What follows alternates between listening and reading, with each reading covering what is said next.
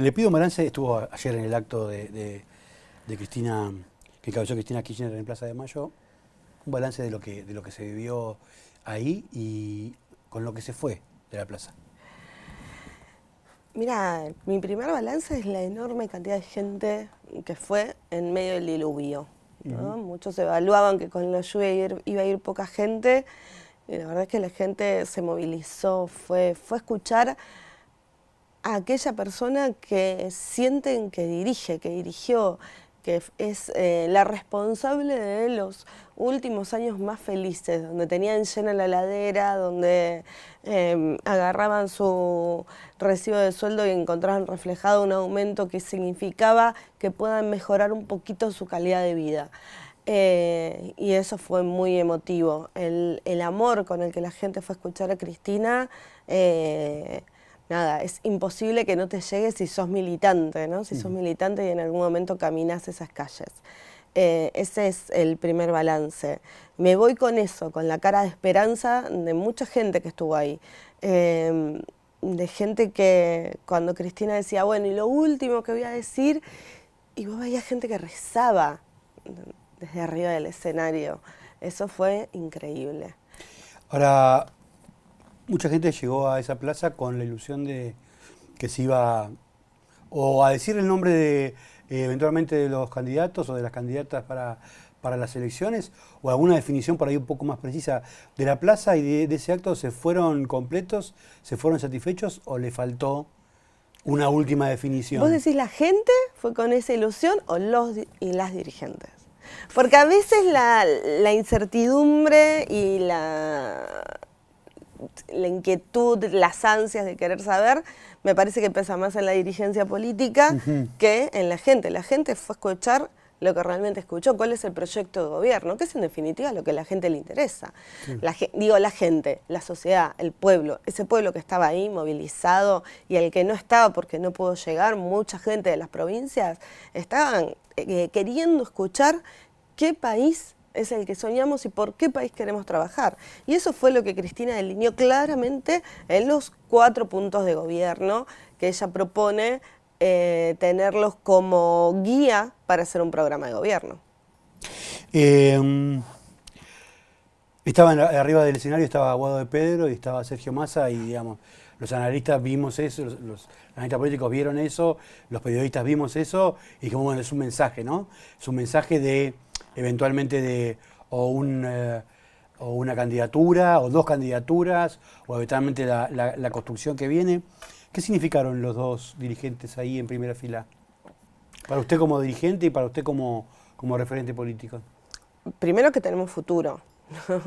Y eso me parece muy importante. Cuando muchos desde la derecha, desde estos sectores neorreaccionarios que empezaron a juntarse y a dialogar, desde los medios de comunicación auguraban la muerte del kirchnerismo o la deseaban, lo que se muestra es que hay futuro, ¿no? Del peronismo, te digo, que lo que se mostró fue un peronismo unido y se mostró un peronismo con conducción.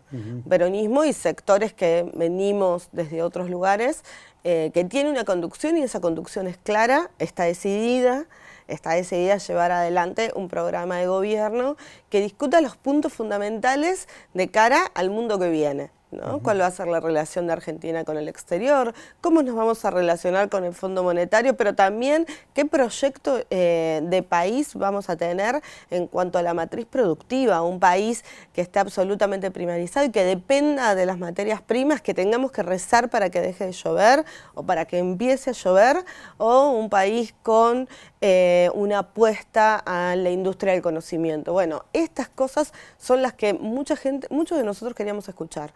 Y la verdad es que en ese sentido fue muy bueno escuchar a Cristina plantear esto como desafío, pero también fue muy bueno ver ahí a dirigentes políticos capaces de llevar adelante ese programa de gobierno. ¿Faltaron gobernadores y faltaron dirigentes de la CGT, puede ser? Gobernadores vía 3, los gobernadores también tienen sus agendas. La verdad es que no estuve yo en la coordinación de las invitaciones, así que no puedo decirte por qué no estuvieron.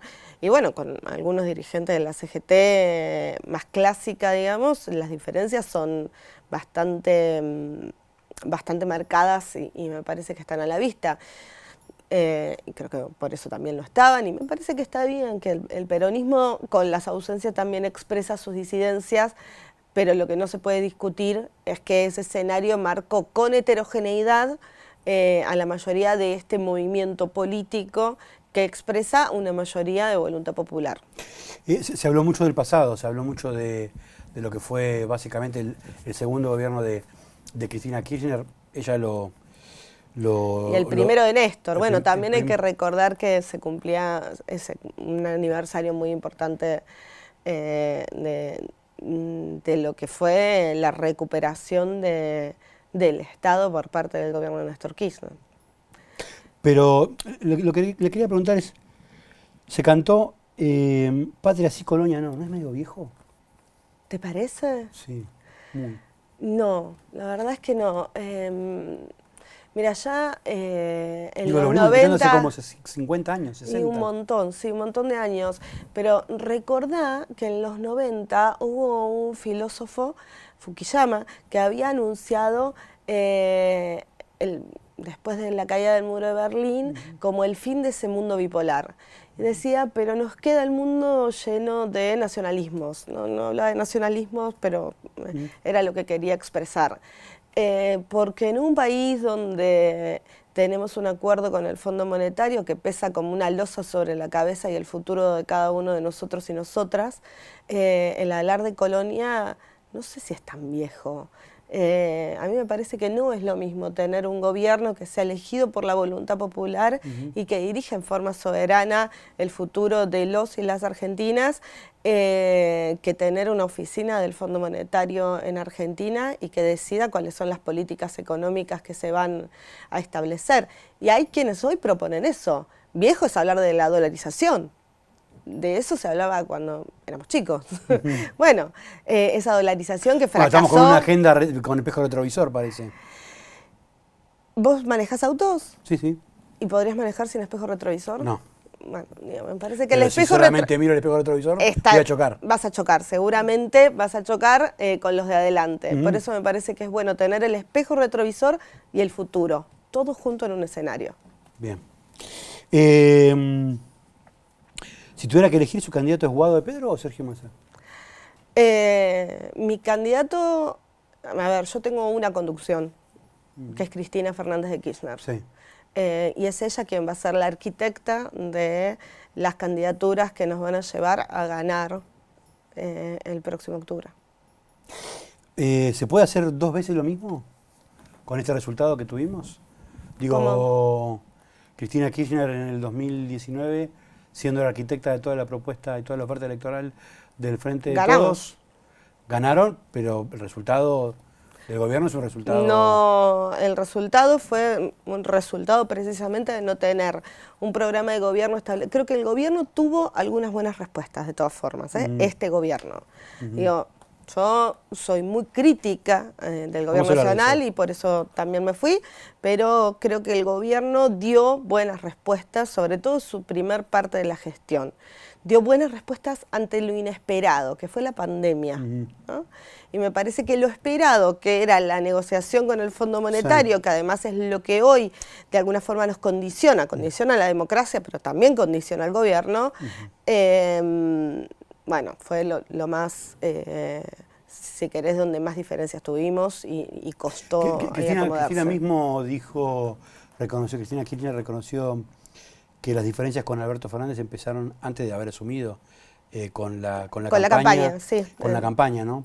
Por eso preguntaba si se puede hacer 2 veces lo mismo de querer armar un acuerdo con partes muy distintas, que sea Cristina Kirchner la que vuelva a hacer esto y que tengamos resultados distintos de los que tuvimos, ¿no? Me parece que después de la plaza de ayer nadie le puede discutir a Cristina Kirchner, que es la que conduce y la que va a volver a hacer esto. Eso creo, por empezar. Ahora me interesa, ¿cómo es eso? Que nadie le puede discutir la conducción del movimiento Cristina. Hoy no se la puede discutir nadie. ¿Quién tiene la capacidad de movilizar todas esas voluntades? La heterogeneidad que expresaba el escenario, pero la homogeneidad que expresaba la calle. A la única que ese pueblo sigue hoy es a Cristina Fernández de Kirchner. Digo, es la conducción del movimiento. Y en eso, unánimemente, hay un acuerdo.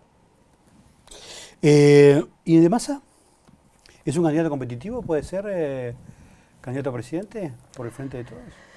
Sergio hoy tiene la responsabilidad de ser el ministro de Economía de un gobierno que está muy condicionado con su acuerdo con el fondo. Y me parece que ha asumido esa responsabilidad con mucho valor. No me respondió. ¿Puede ser candidato a presidente? Puede ser candidato a presidente. Bien. ¿Y una fórmula conjunta le gustaría? Ya te respondí eso. Bien.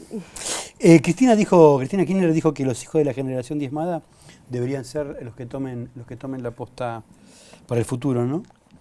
¿Se siente interpelada por esa frase? ¿Cómo la tomó? Sí, por supuesto, me siento interpelada. Pero creo que no solamente estaba hablando de quienes fuimos sobrevivientes sí. de forma directa de la dictadura, porque creo que toda la sociedad sobrevivió a la dictadura.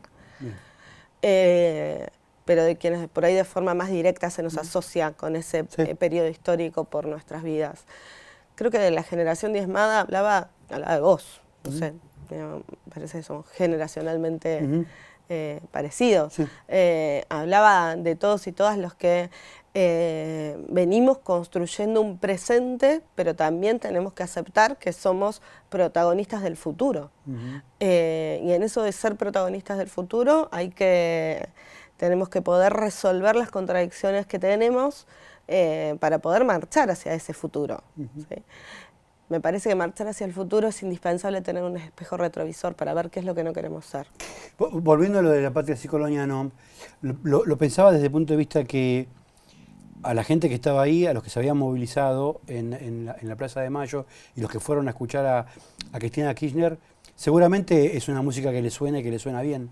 Ahora, ¿le suena bien al resto, a los que no van a la plaza y a los que directamente ni siquiera tienen conexión con la política? Mira, a algunos les sonará bien y a otra parte de la sociedad no. Ni de eso se trata la democracia. Hay una mayoría que suele no estar expresada en los espacios de poder concentrados y hegemónicos, que son a los que mucho no les importa la patria, porque cuando la patria es lo que prima también son discusiones que en definitiva se resisten y tiene que ver con la distribución de la riqueza. Vos no podés tener una patria donde tenés un 50% de tus compatriotas excluidos del sistema económico. Vos no podés tener una patria sin una mirada de futuro. Y hay sectores que evidentemente eso no lo quieren. Vos no podés tener una patria si lo que pensás es que tenés que tener una sociedad donde vender tus órganos sea libre y lo puedas hacer porque quieras. Entonces vos para sobrevivir podés vender un ojo si querés y además tenés que prender fuego el Banco Central y llevar tu vida económica con papelitos de colores porque no sé de dónde van a sacar los dólares. Digo, eso no es patria, eso es colonia. Entonces, el problema de patria sí, colonia no, que empezó a cantar la gente, que estaba congregada en esa plaza, tiene más que ver con una respuesta a los que hoy te están planteando lo que nos plantearon en los 90 que con la mirada de futuro que propuso Cristina desde el escenario. Axel Kicillof, ¿debería seguir en la provincia o cree usted que puede ser un buen candidato a presidente? Axel Kicillof está haciendo campaña en la provincia de Buenos Aires y ya te dije quién creo que tiene que ser el candidato a presidente o candidata. Le pido que me hable un poco de Alberto Fernández. ¿La decepcionó? Alberto Fernández, personalmente no, me parece que es una buena persona. Digo, no tengo ningún reclamo desde lo personal para hacer. Este gobierno sí me decepcionó a mí y a mucha otra gente. Creo que podríamos haber hecho las cosas distintas. ¿En qué, por ejemplo? En la negociación con el fondo, por ejemplo. Pero te diría que la bisagra y la muestra de eso fue cuando se planteó la expropiación de Vicentín y inmediatamente se dio marcha atrás. Me parece que ahí se marcó una debilidad muy importante. ¿Y por qué cree usted que se produjo esa marcha atrás?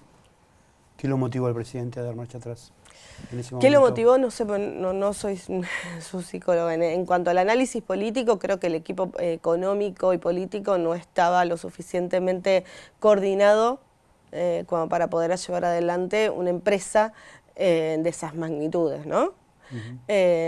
Y no había una idea de para qué, no sé. Muchos por fuera de esos equipos económicos planteamos la necesidad, y lo seguimos haciendo, de una empresa de alimentos nacional, por ejemplo, ¿no? De nacionalizar una empresa. Pero no es viejo eso. Pero ¿te parece? ¿Por qué tiene que...? Digo, nacional no solo es que sea dirigido por el Estado. No veo ningún país de primer mundo, no veo ningún país desarrollado que esté pensando que una empresa nacional de alimentos le vaya a dar algún tipo de solución. ¿Vos conocés algún otro país con los niveles de inflación que tiene Argentina, resultado también de una economía primarizada y que solo exporta materia prima y alimentos? No lo quiero plantear como una discusión entre nosotros, pero... Digo, no está mal, digo, ¿conoces algún otro país que sufra los niveles inflacionarios que sufrimos nosotros, resultado de que lo que nosotros vendemos y ofrecemos al mundo es tan solicitado y aumenta tanto de precio, y por eso quienes concentran la economía aumentan los alimentos como los tenemos nosotros? ¿Conoces otro país que haya tenido más de un 100% de inflación, resultado de que prefieren vender los granos afuera, que entre otras cosas? Digo, no es la única causa. La inflación no solamente es porque prefieren vender afuera que adentro, pero es una de las causas importantes. No le pasa a ningún otro país. Entonces yo no digo que el Estado no digo que tenemos que volver a la década del 50 y donde el Estado concentre todo. Entiendo que tenemos que caminar hacia un capitalismo moderno, pero el capitalismo moderno tampoco es la monopolización de grandes rubros de la economía alimentaria, sobre todo, que además no solamente nos expone a la inflación y al aumento de precios, sino a llenarnos el cuerpo de veneno, digo, porque terminamos comiendo cualquier cosa, también porque en ese afán de vender terminamos metiéndole veneno a cada uno de los alimentos que nosotros consumimos. El gobierno de Alberto Fernández, si tuviera que evaluarlo, ¿es un buen gobierno, un mal gobierno o un pésimo gobierno? Te falta un gobierno regular. Un gobierno regular. Y yo creo que hay cosas, te lo dije antes, que se han hecho bien. Me parece que la pandemia... Regular es una calificación. Regular me parece que es una calificación. ¿Alberto Fernández fue leal con Cristina Kirchner o le falló?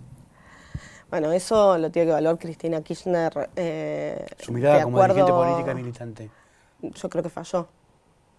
Y que se lo dijo Cristina en varias oportunidades. ¿Pero fue leal con él? La lealtad tiene que ver con otra cosa. Me parece que falló en cuanto a cómo él, no en lo personal, pero sí en lo político, tenía que dirigir esa alianza de gobierno. Varios dirigentes kirchneristas, peronistas, oficialistas, estuvieron sentados acá en el mismo lugar y a todos les hice la misma pregunta y todos tuvieron respuestas distintas. Y quería la suya. ¿Este es el gobierno de Cristina o no es el gobierno de Cristina? Primero, este es un gobierno presidencialista, con lo cual es el gobierno de Alberto Fernández. Cristina es la vicepresidenta y es la presidenta del Senado, y desde su lugar planteó y llevó adelante las políticas que se podían hacer cuando no había acuerdo, ¿no? Desde decir que había que tener cuidado en cuanto a qué medidas económicas adoptábamos para que el crecimiento argentino no solo beneficie a 4 vivos, que es lo que hoy está pasando, hasta hablar de los funcionarios que no funcionan. Y me parece que eso marca quién gobierna, ¿no? Al principio de la gestión de Alberto Fernández todos decían, bueno, va a gobernar Cristina, va a gobernar Cristina. Y bueno, la verdad es que sillón de Rivadavia hay uno, y la lapicera también la tiene el que está sentado en el sillón de Rivadavia. Por eso Cristina le reclamó a Alberto en más de una oportunidad que use esa lapicera.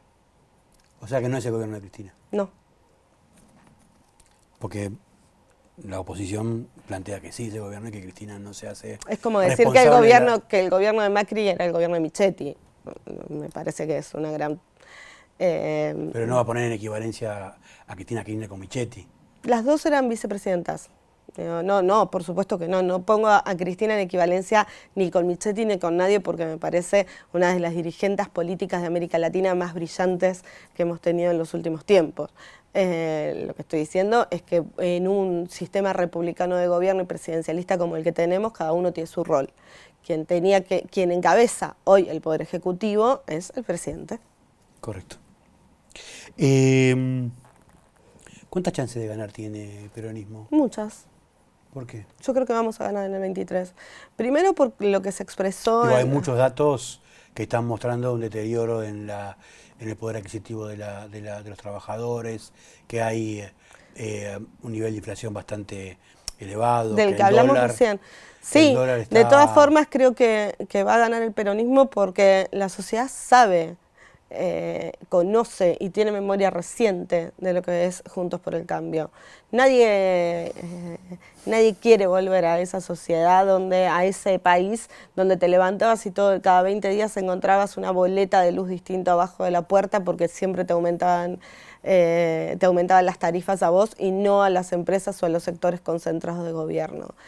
A mí no me gustaría volver a tener un presidente que su primer medida de gobierno sea beneficiar a los sectores más privilegiados, excluir a las mineras de las retenciones que pagaban, permitir que los sectores que más dinero ganaron dejen de pagar renta, cosa que después tuvo que ir para atrás. Creo que nadie quiere volver, estoy hablando de las retenciones, sí. Creo que nadie quiere volver a ese país y también sabe la sociedad que hay una frase que por ahí te parece también antigua, pero creo que es muy presente y estuvo muy presente el 25, que los días más felices fueron y serán peronistas. Así que creo que la gente... Hay que ser peronista para creer eso, ¿eh?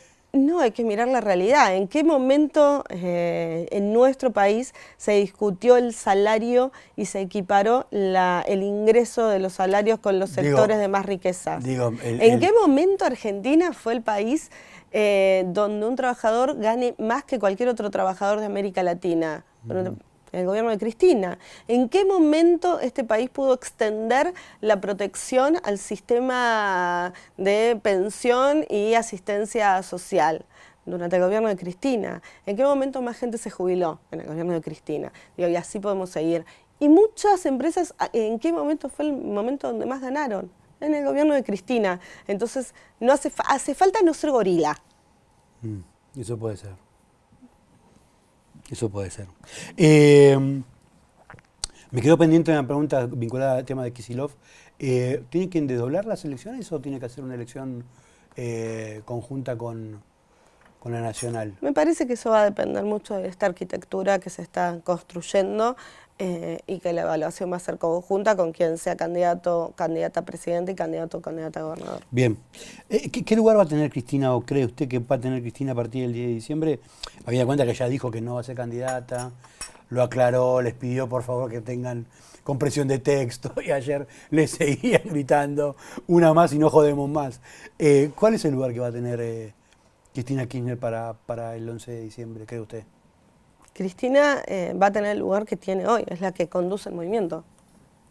Y ningún gobierno puede ser un gobierno popular desconociendo para quién está gobernando. Ahora, ¿es posible gobernar para el peronismo con Cristina tras bambalinas? ¿Otra vez? ¿Por qué tras bambalinas? Es la que conduce... No siendo presidenta, no estando investida con el cargo... Está bien, pero una cosa es que no estés investida con el cargo y otra cosa es que quienes están en ese cargo no te escuchen. ¿A quién van a escuchar? Yo la verdad me sorprende mucho. Cristina, Néstor, han sido personas de quienes además durante mucho tiempo yo estuve como bastante alejada, sí, ¿no? Sí. Pero que escuchaban mucho a Alfonsín, por ejemplo. ¿Y Alfonsín estaba tras bambalinas? No, era un hombre con experiencia, con la experiencia política de haber vivido años de la democracia muy difíciles, que fue la recuperación democrática. Escuchar no es obedecer, escuchar es escuchar, ¿no? Y a mí me parece que si hubo un gran error en este gobierno que hoy estamos atravesando, es que a Cristina se la escuchó poco. ¿Cómo no vas a escuchar a la mujer que le garantizó mejorar la calidad de vida a la mayoría de los argentinos y argentinas? La tenés al lado. ¿Cómo no vas a escuchar? La escuchan en el mundo. En el mundo en los foros internacionales, los grandes líderes mundiales se quedan callados escuchando a Cristina. ¿Cómo no la vas a escuchar? La verdad es que me parece que es hasta un desperdicio. Y si fuese hombre, no sé si le pasaría. A ver. ¿Alfonsín lo escuchábamos? Sí, claro. ¿A Duhalde lo escuchamos? Todavía lo seguimos escuchando. Pero Victoria, ayer estaban todos los canales en vivo y en directo con Cristina hablando y proyectando. ¿Y cómo no la vas a su escuchar? discurso. Entonces, si llegás al gobierno, ¿cómo no la vas a escuchar? Si es la mujer que concentra la atención de los que la aman y los que la odian tanto que la quisieron matar. Digo, ¿cómo no la vas a escuchar? Si llegás al gobierno, por supuesto que yo espero que se construya un gobierno que escuche a la dirigente de los últimos años más importantes. Es complejo porque al reconocer que tenemos un régimen presidencialista y al mismo tiempo que no esté la persona que tiene más poder y que tiene más predicamento en el cargo de presidenta, es complicado, ¿no? Nunca funcionó. Es una receta que nunca funcionó. No funcionó ni con Perón, no funcionó pero no hay con que, Alfonsín, hay que tratar no funcionó de no, con Cristina y Alberto. ¿Otra vez vamos a hacer Hay que lo tratar mismo? de no manejar, como vos decías, solo mirando el espejo retrovisor y ser un poco más modernos. Caminar a la modernidad también tiene que ver con escuchar y encontrar consensos. Y me parece que no escuchar a aquella mujer otra vez que concentra un nivel de experiencia tan importante y de autoridad, porque ha sido quien pudo garantizarle a esta sociedad vivir mejor, efectivamente, es un desperdicio. Aparte, quienes no la escuchen, me parece que en realidad se están perdiendo eso, ¿no? El desperdicio de quien tiene la experiencia para poder llevar adelante un mejor gobierno. Vamos a entrar en la parte final del reportaje, de la entrevista. Vamos a hablar ahora sobre la oposición y sobre lo que viene. Le pido una mirada sobre Juntos por el Cambio, ¿no? ¿Qué está viendo usted como dirigente oficialista de lo que está pasando en Juntos por el Cambio, de la pelea que tienen y de la interna que tiene Patricia Bullrich y Rodríguez Larreta? ¿Cómo está mirando este fenómeno? Es un espacio político. Argentina, entre otras cosas, creo que está caminando hacia un mundo donde tenés un gran polo de centro-derecha y un polo de centro-izquierda. Si querés, que siempre ha sido expresado, o muchas veces ha sido expresado históricamente en nuestro país por el peronismo, como columna vertebral, si querés, de ese movimiento. Juntos por el Cambio lo que está teniendo es una fuerte puja en cuanto a cuál es el modelo de país que van a llevar adelante, que a veces tiene que ver con lo social, porque se disfraza de eso muchas veces las discusiones que tienen, pero que en realidad y en el fondo tiene que ver con la distribución de la riqueza y con cómo conciben la sociedad, ¿no? No pasa solamente en Argentina, te diría que es en el mundo. Como analista político vos sabés que los sectores neorreaccionarios están creciendo en el mundo y que eso tiene que ver con la fuerte crisis en la cual ha entrado en esta fase el sistema, ¿no? El sistema, el capitalismo, el sistema financiero internacional ha entrado en una crisis muy grande que hace que resurjan, hablando de discursos viejos, discursos viejísimos, ¿no? Discursos viejísimos que han sido los pilares fundamentales de sistemas como el nazismo. Y no lo estoy comparando, pero porque me parece que hay situaciones que son incomparables. Pero hay muchas partes de esos discursos que resuenan al oído y que tienen que ver con esos discursos que en 1933 los escuchábamos en esa Alemania y se empezaron a extender rápidamente por toda Europa. Hoy también lo estamos escuchando y hay que tener cuidado. Antes de hablar de Milei, que quiero hablar en profundidad sobre él, quiero preguntarle sobre la controversia que hubo esta semana con el caso del motochorro que murió después de un enfrentamiento, después de que un policía le disparó en la provincia de Buenos Aires. Bullrich salió muy fuerte a respaldar al policía que disparó. ¿Qué piensa de esa situación? Primero pienso que la situación de inseguridad que se está viviendo en nuestro país es muy grave como para poder tomarla como un eje de campaña, que es lo que hace Bullrich. Bullrich además fue, hasta hace 4 años nada más, ministra de Seguridad. Los índices de inseguridad no mejoraron durante su gestión y me parece que eso lo que muestra es que los discursos... Ella dice que sí. Bueno, quienes vivimos en la Argentina y caminábamos por la calle sin custodia y sin auto blindado, sabemos que no. Me parece que lo sabe cualquier persona que haya caminado por las calles de la Ciudad de Buenos Aires o por las calles del conurbano bonaerense durante la gestión de Patricia Bullrich. El miedo no cambiaba, el miedo que sentís cuando salís a las 6 de la mañana de tu casa y tenés que caminar 5 cuadras hasta la parada del colectivo, no era distinto hace 4 años que ahora. No es que empeoró o que el miedo sigue estando, el problema es que sigue estando y va a seguir estando si no aceptamos que tenemos un debate más profundo que dar y que tiene que ver en parte con este acuerdo democrático que tenemos que establecer entre las diferencias, entre los diferentes sectores de la dirigencia, y no te hablo solo de la dirigencia política y por eso pongo el énfasis en la palabra dirigencia, creo que la dirigencia empresarial, la dirigencia social, nos tenemos que sentar en una gran mesa y arribar nuevamente acuerdos que establezcan pisos en cómo tiene que funcionar nuestra democracia.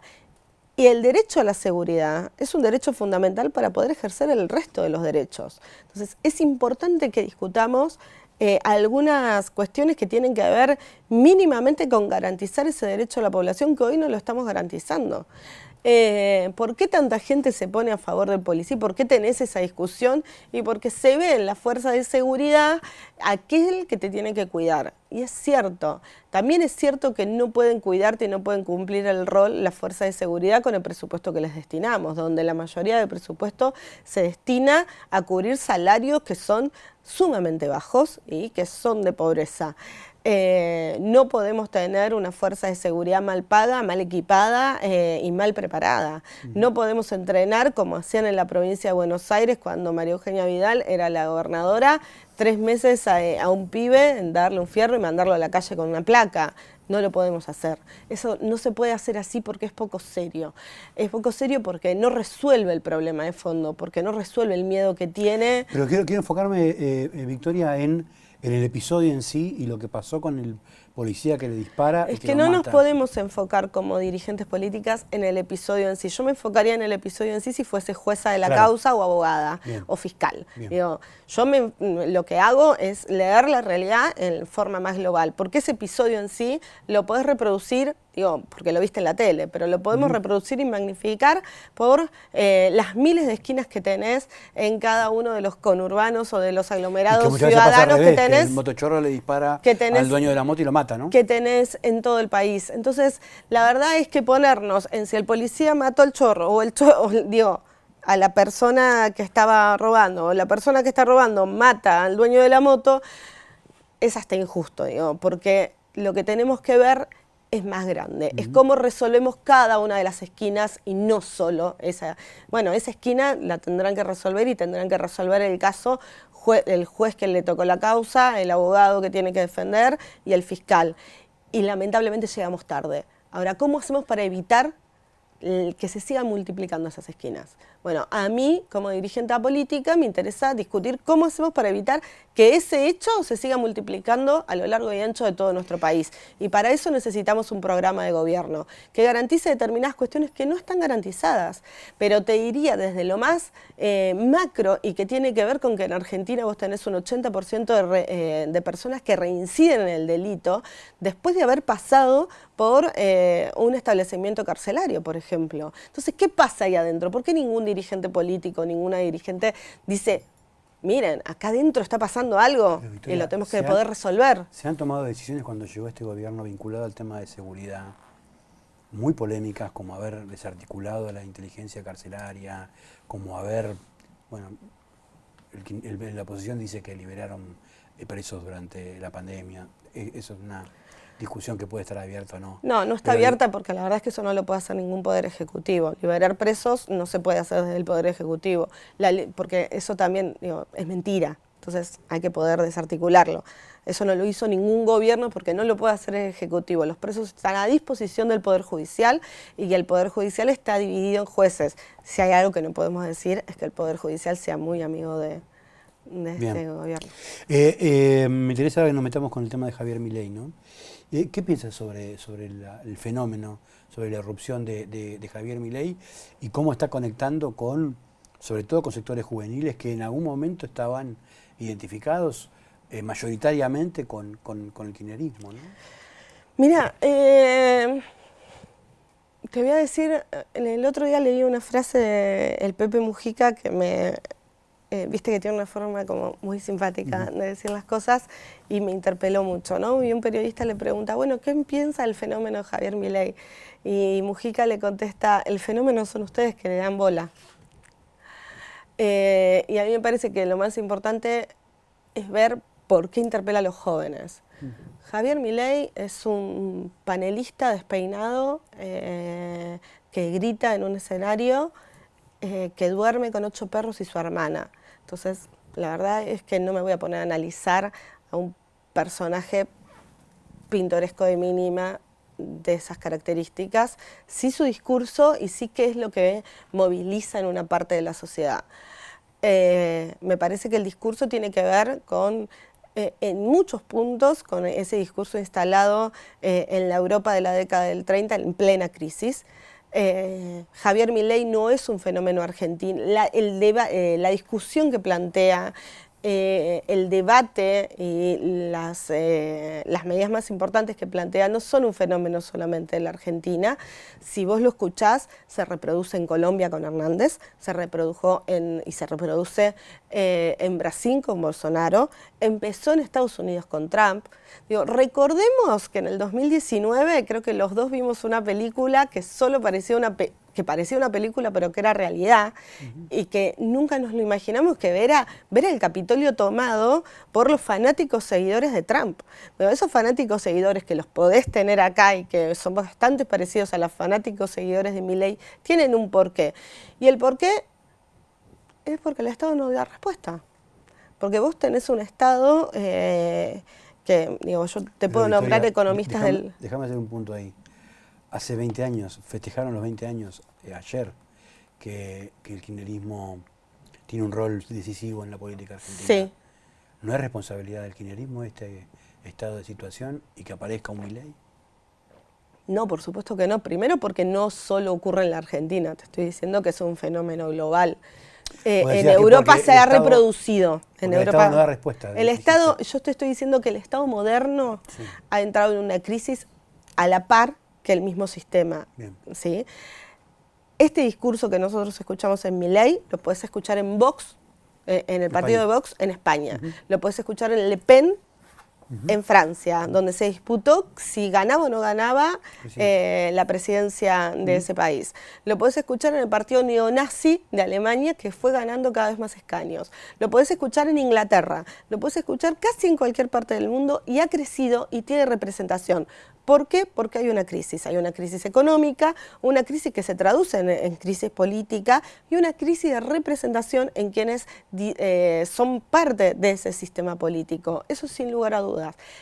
A mí me preocupa que un pibe que lo único que tiene es una mochilita de Rappi y sus piernas, que la arriesga todos los días en las esquinas de la ciudad de Buenos Aires, cada vez que hace un cruce de calle, quiera votar a Milei y piense que la dolarización puede ser una salida. ¿Sabes por qué me preocupa? Porque ese pibe no va a ver un dólar nunca en su vida, porque ese pibe está detenido en una situación te diría, de angustia personal, porque no sabe si va a llegar a fin de mes o no va a llegar a fin de mes, y nadie le está dando respuesta. A esa gente es a quien le tenemos que dar respuesta. El kirchnerismo se la dio, y yo te diría que cuando el kirchnerismo gobernó, no estaba Milei. Pero yo insisto con la pregunta anterior, ahora no gobierna el kirchnerismo. No. Pero ya te contesté eso. Es que no estás de acuerdo y querés que lo vuelva a decir. Suena contraintuitivo que la vicepresidenta de la Argentina haga un acto del tamaño que hizo ayer, que sea la persona con más poder de la Argentina y que digamos que este no es el gobierno de Cristina. Es contraintuitivo. Pero ¿quién se sienta con el Fondo Monetario a firmar el acuerdo? Sergio Massa. El presidente. Sergio Massa es ministro de Economía. Y Sergio Massa no firmó el acuerdo con el Fondo Monetario, lo firmó el presidente. Guzmán, ponele que Guzmán, pero Guzmán era un enviado, porque a los ministros los elige el presidente y además los instruye el presidente también. Y el acuerdo lo firma el presidente. Correcto. Y es uno de los grandes problemas que tenemos. Yo creo que es algo que hay que discutir en el próximo Congreso. Nosotros tenemos que discutir si va a caer sobre la responsabilidad de una sola persona tener el poder de firmar un acuerdo con el Fondo Monetario que represente una losa tan pesada sobre el futuro de los argentinos, o tiene que ser resultado de una discusión profunda en el Congreso con las fuerzas políticas de la democracia. Vamos a entrar en las últimas 3 preguntas. Te pido que le pido si puede ser breve, porque tengo varias que quiero que pueda abordar. ¿Puede ser presidente Milei? Espero que no. ¿Pero puede ser?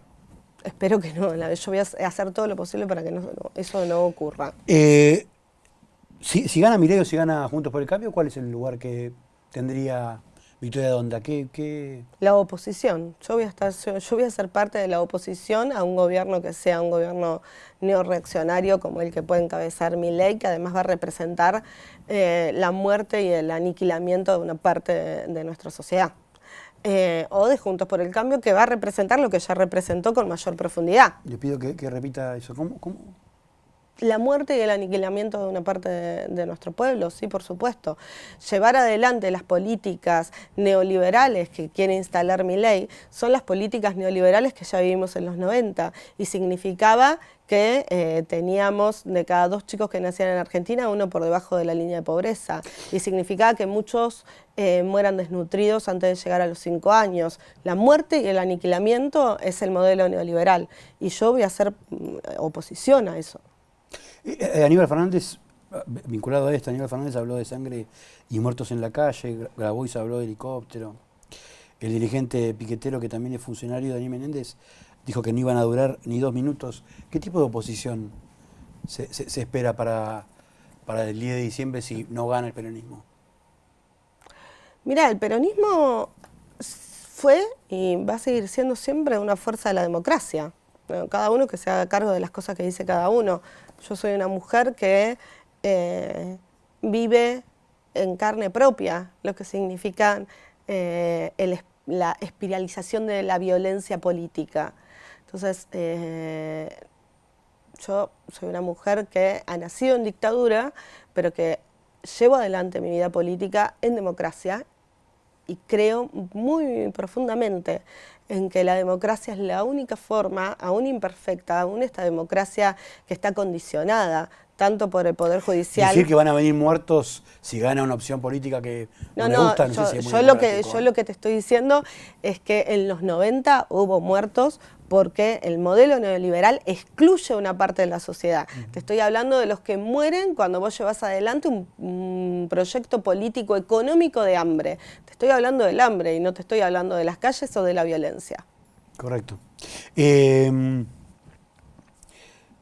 La pregunta tenía que ver con esto, con la idea de que si solamente el peronismo puede gobernar el país, porque la verdad es que el gobierno de Mauricio Macri terminó medio a los tumbos,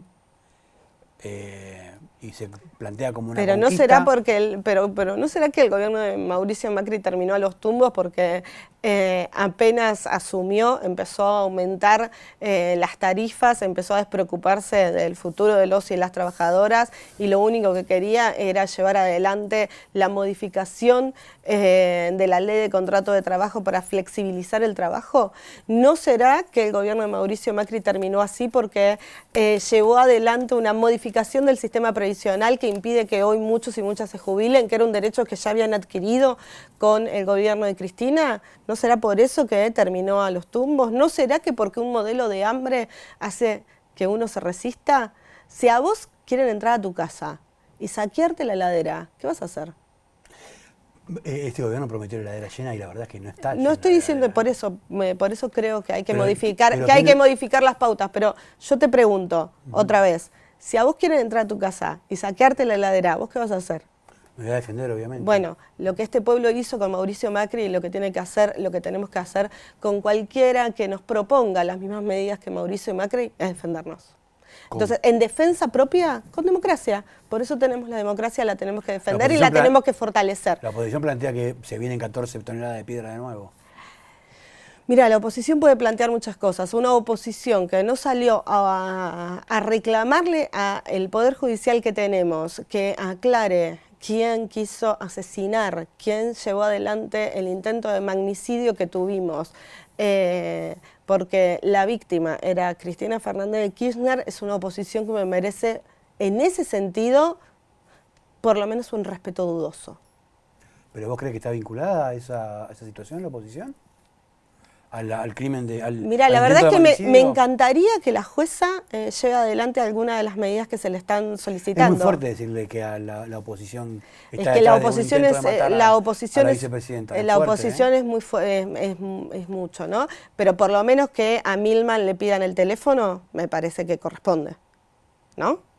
Que todavía pero que todavía tengamos sentado como diputado nacional a un tipo que dijo que mientras la estén matando a Cristina Fernández de Kirchner, él iba a estar viajando a la costa, y no lo digo yo, sino que lo dijeron sus asesoras, y ningún juez le pide el teléfono, y la verdad es que es medio poco serio, y lo único que muestra es que tenemos un poder judicial manipulado, que una parte ya es parte de un partido político de oposición, que tenemos una Corte Suprema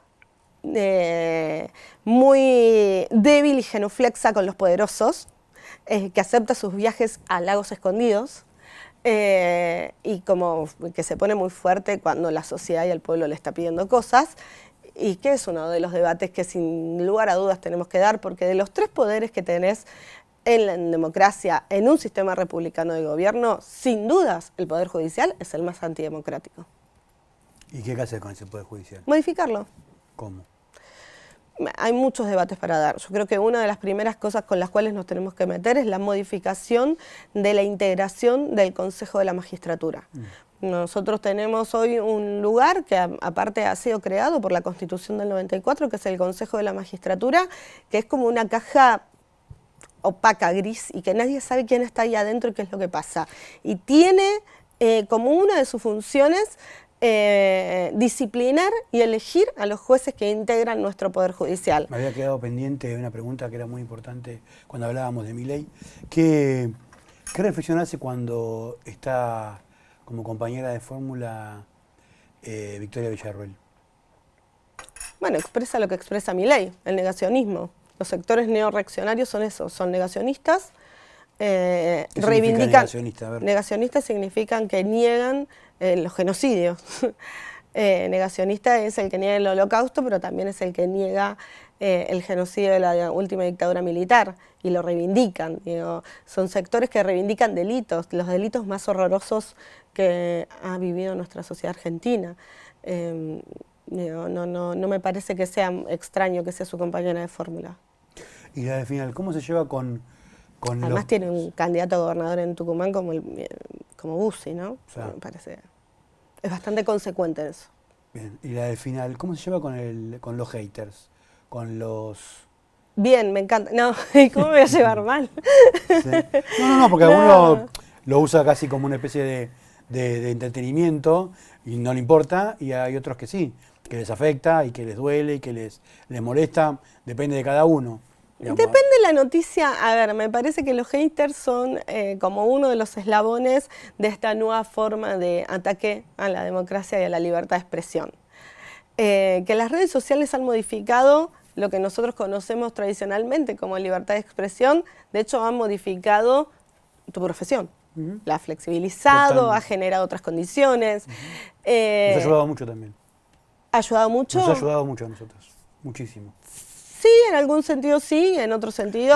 Tiene cosas negativas, muy negativas, y tiene cosas muy positivas. Hay que saber... Inimaginables. Vos imaginate que yo empecé en el 98, cuando apenas había computadora nada más. Y las redes sociales hicieron mucho bien a la profesión. Totalmente, puede ser que hayan hecho mucho bien en alguna parte y en otra parte no, y por eso creo que hay un debate para darnos, ¿no? Que si cualquiera con un teléfono celular es igual de periodista o analista político que vos, en la calle. Son debates para darse. Menos censura, todos los debates son posibles. Por supuesto, menos censura es más democracia. Me parece que hay muchas cosas para analizar. Ahora, ¿es censura? Evaluar si la proliferación de los discursos de odio o de las fake news dañan o no dañan la democracia. Depende de quién diga que la es fake verdad, news. la verdad es que no es. Pero fake news es una noticia mentirosa. No es muy. Sí, es pero mentira. pero depende de quién defina qué es eso, mentiroso o qué no es mentiroso. Porque una cosa es, ahora es de noche, es claramente una mentira. Ahora, si Victoria Donda puede estar en condiciones o no de, no sé, de ejercer un cargo. Pero eso no es una fake news. Fake ¿y news quién lo es va a decir. definir? Pero eso no es. A ver, fake news está definido internacionalmente y está definido además por la Comisión de Libertad de Expresión de la ONU. Hay tratados internacionales que están hablando de este En fenómeno. Nicaragua y en Venezuela usan fake news para hacer bastantes tropelías. En varios lugares usan fake news Bastantes para. tropelías hacen. En Brasil ganaron la presidencia con Bolsonaro, con las fake news. Digo, diciendo que quienes eran candidatos de Lula se drogaban en la vía pública. En Brasil ganaron, Bolsonaro gana con las fake news y aparte las reivindica. Trump gana con las fake news. Las fake news no son usadas por los sectores populares o los sectores democráticos o de centro izquierda. Son utilizadas por quienes tienen esas tecnologías y manejan esas tecnologías, y esas tecnologías se manejan con mucho dinero. Los haters no son personas odiadoras nada más. Vos sabés que tenés empresas dedicadas a transmitir el odio en las redes. ¿Y eso por qué? Porque el odio, en definitiva, lo que termina generando es un clima de violencia tan grande que hace que muchos y muchas se replieguen en su accionar político. Es algo que me lo pregunté y sí, la verdad es que mucho, porque además he sido víctima de muchas fake news. ¿Por ejemplo? Por ejemplo, dijeron que el padre de mi hija era pedófilo, por ejemplo, dijeron que yo tenía una trabajadora en forma no registrada, por ejemplo, dijeron eso que yo estaba... Generó mucha controversia. Generó mucha controversia. Por ejemplo, dijeron, ¿Cómo por quedó suerte... eso? Y eso, ¿ves? Eso sería bueno poder decirlo. La fake news lo que genera es que la controversia quede en la controversia y no se sepa cuál es la solución. La resolución de eso fue que tuvieron que archivar todas las causas porque eran todas mentiras. Esa fue la solución. Ahora, esto que yo te estoy diciendo no lo sabe nadie. ¿Por qué no lo sabe nadie? Por lo que genera la fake news. La fake news lo que hace es la espectacularidad del debate y de grandes títulos que son mentiras, pero cómo se resuelve no sale en ningún lado. No lo saben ni los periodistas. Mira, vos sabías de la controversia que generó esa fake news y no sabías cómo se resolvió. Se resolvió, tuvieron que decir que no era cierto las cosas que decían. La fake news que genera que haya una foto mía en algún lado dando vuelta diciendo que yo estaba tomando una línea de cocaína en el Congreso Nacional. Era una foto de otra persona, pero salieron a decir eso. ¿Cómo se resolvió eso? Y nada, hay que salir a decir que es mentira. O sea, la fake news inicia una cadena de mentiras sobre determinados sujetos políticos, protagonistas de determinados debates y en algunas situaciones, y luego a veces esas mentiras que se generan en los medios de comunicación y en las redes sociales terminan en los juzgados que son bastante funcionales a esos sistemas de poder que instalan las fake news. Entonces, con eso tenemos que terminar porque eso daña la democracia. Entonces, no depende solamente de quién lo diga que es una fake news o no es una fake news. Una fake news es una noticia claramente mentirosa o una noticia que, si bien está basada sobre algunos hechos, termina deformando esos hechos. Eso es una fake news, es una convención internacional y no lo digo yo, lo dice todo el mundo. Y por eso en algunos lugares que han sufrido lo que hemos sufrido nosotros como Alemania, se han impulsado leyes que de alguna forma reglamentan la responsabilidad de aquellos medios o personas que propagan discursos de odio, fake news. ¿Cómo evitamos la fake news? Y si recibís una noticia falsa, no la digas, no la reproduzcas, porque el reproducirlas sigue generando daño a la democracia.